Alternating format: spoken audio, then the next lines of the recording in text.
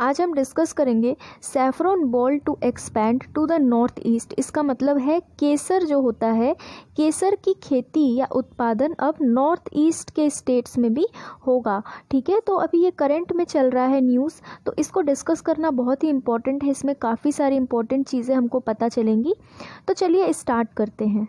Current news में है कि केसर की जो खेती है, कश्मीर की एक जगह है उसको सैफरॉन बॉल कहा जाता है। ठीक है, क्योंकि सबसे ज़्यादा केसर की खेती वही होती है। तो अब तक ये सिर्फ कश्मीर तक ही सीमित थी, लेकिन इसको अभी एक्सपैंड किया जाएगा, बढ़ाया जाएगा। कहाँ पर इसकी खेती की जाएगी? नॉर्थ ईस्ट के जो स्टेट्स हैं जैसे कि सिक्किम वगैरह, वहाँ पर इसकी खेती शुरू की जाएगी। ठीक है, क्योंकि कश्मीर से कुछ सीड्स और प्लांट्स ले जाए गए थे सिक्किम के यांग जगह में। यांग सिक्किम की एक जगह है। ठीक है, तो वहाँ पर ले जाए गए थे ये देखने के लिए कि वहाँ पर ये खिलता है कि नहीं, फूल खिलता है कि नहीं। फूल के अंदर से ही तो केसर निकलता है ना।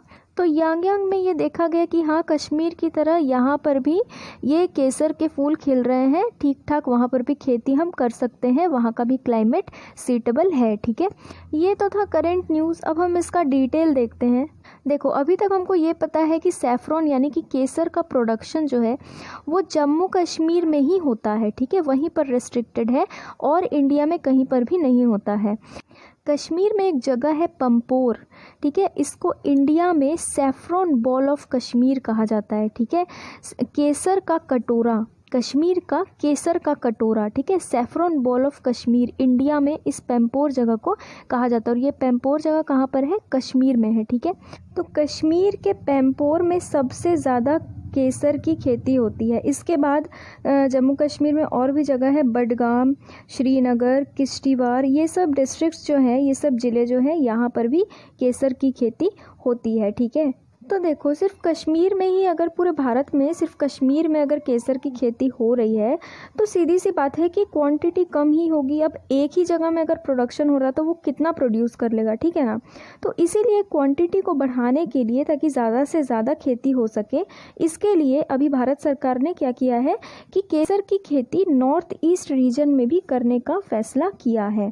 तो देखो, ये जो नेक्टर है, नेक्टर का फुल फॉर्म है north east centre for technology application and research. ठीक है, तो ये नेक्टर जो है ये एक ऑटोनोमस बॉडी है, किसके under? Department of science and technology, जो कि गवर्नमेंट ऑफ इंडिया में आती है। ठीक है, इस department of science and technology के अंदर ये नेक्टर एक ऑटोनोमस बॉडी बनाई गई है, जो क्या कर रही है, जो इस चीज़ को एक्सप्लोर कर रही है कि सैफरन की जो खेती है, सैफरन जो उगाते हैं नॉर्थ ईस्ट रीजन में भी उसकी क्या फिजिबिलिटी है, नॉर्थ ईस्ट रीजन में वो खेती हो सकती है कि नहीं। तो ये नेक्टर ये देख रहा है कि केसर की खेती अगर हम नॉर्थ ईस्ट रीजन में करें तो उससे हमें कश्मीर जैसी ही क्वालिटी और कश्मीर से ज़्यादा क्वांटिटी में मिलेगा या नहीं। मतलब कि क्वालिटी तो कश्मीर के केसर जैसी ही होनी चाहिए, लेकिन अगर कश्मीर के साथ साथ नॉर्थ ईस्ट में भी इसकी खेती होगी तो क्वांटिटी ज़्यादा से ज़्यादा मिलनी चाहिए। ठीक है, अब देखो, सिक्किम की जो सेंट्रल यूनिवर्सिटी है, वहाँ का जो बॉटनी एंड हॉर्टिकल्चर डिपार्टमेंट है, उसने क्या रिसर्च किया है, उसने कुछ टेस्ट किए हैं। ठीक है, इस डिपार्टमेंट ने कुछ टेस्ट किए हैं सिक्किम के यांग जो जगह है सिक्किम में, यांग में जा कर के उन्होंने वहाँ की मिट्टी का एक्चुअल पीएच कंडीशन नापा है। ठीक है, वहाँ की मिट्टी को जांचा है अच्छी तरीके से कि यहाँ पर सैफरॉन की खेती कश्मीर की तरह हम कर सकते हैं या नहीं, यहाँ की मिट्टी में वो चीज़ है या नहीं कि कश्मीर की तरह यहाँ पर भी हम सैफरॉन की खेती कर सकें। ठीक है, तो ये सब देखने के लिए इन्होंने क्या किया कि सैफरॉन के जो यानी कि केसर के जो सीड्स होते हैं, उसके जो बीज होते हैं, वो उन्होंने कश्मीर से एयर ट्रांसपोर्ट करवा के सिक्किम मंगवाया। सिक्किम के यांग में उस डिपार्टमेंट ने क्या किया कि सैफरॉन ग्रोवर को रखा वहाँ पर, ताकि वो देख रेख कर सके कि सैफरॉन उग रहा है या नहीं, ग्रो कर रहा है या नहीं यांग के मिट्टी में। ठीक है,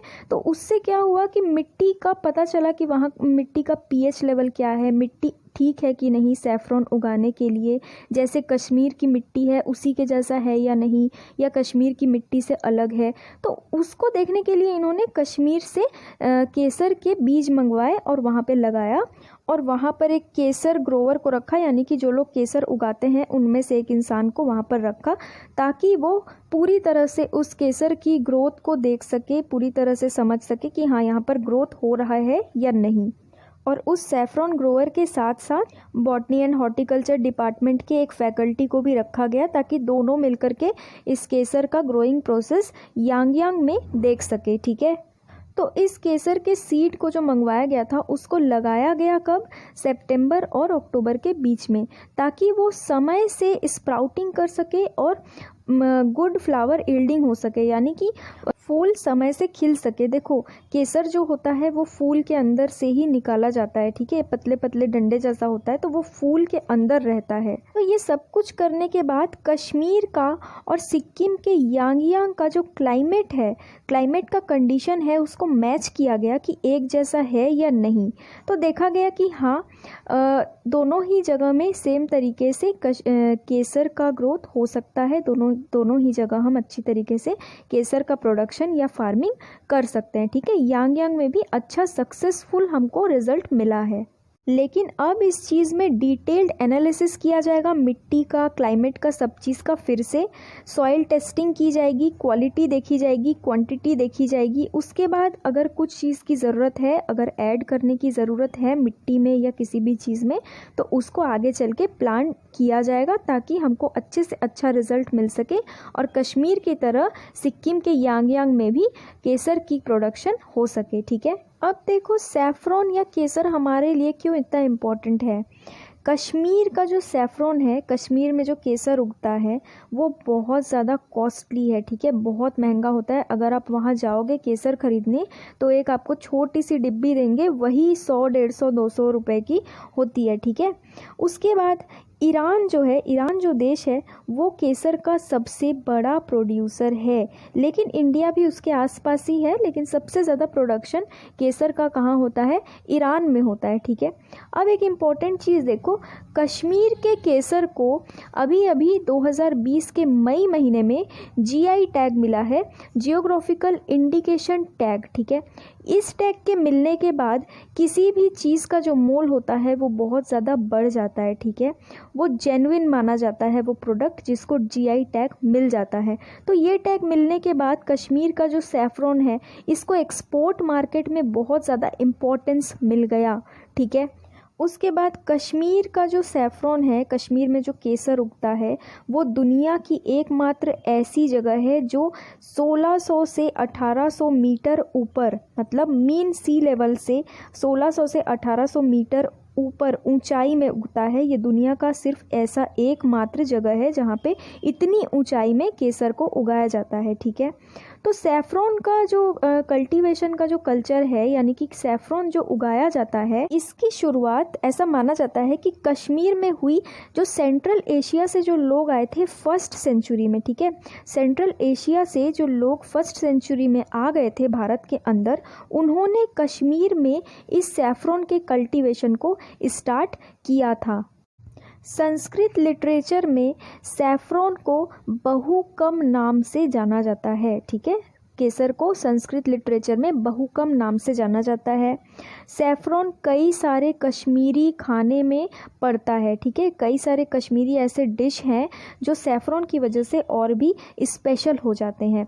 उसके बाद सैफ़रॉन का बहुत ज़्यादा इम्पोर्टेंस है मेडिसिनल पर्पसेस में, यानी कि कई सारे दवाइयों में इसका उपयोग किया जाता है, इससे हेल्थ अच्छी रहती है।